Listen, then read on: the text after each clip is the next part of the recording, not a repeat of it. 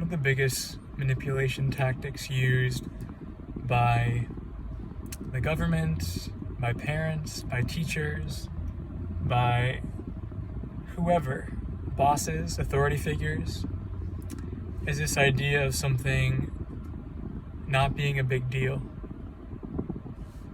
And let's break that down. Is there a truth to that statement? Is physically going in your car or getting a ride to a CVS or a Walgreens or any of these other pharmacies, and then showing up and having someone pump you full of something, is it that big of a physical deal? No. It's quite easy. But is it a big energetic deal? If you're unaligned to it, fuck yeah. You better believe it is. Right? We're asked to do these seemingly little things. It's not so much to ask.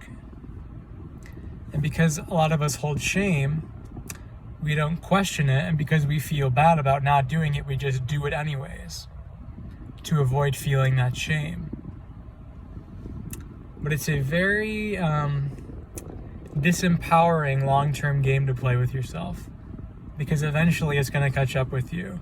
Eventually that disempowerment is going to manifest in other areas of your life to show you the power that you get to take back.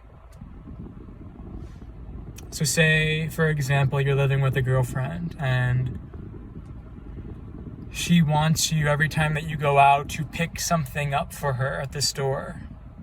Again, in physicality, is that big of a deal? Is it that much of an effort to do that? From many perspectives, no. If you're going there anyways, then it's not a big deal.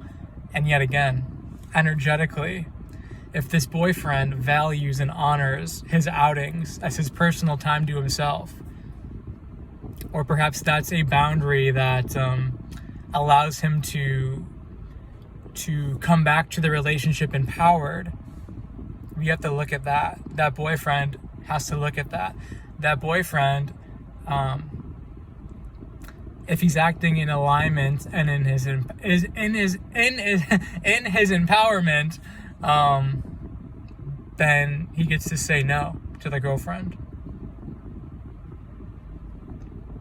It's very subtle what's going on now in our collective reality and in our individual realities, but it's very important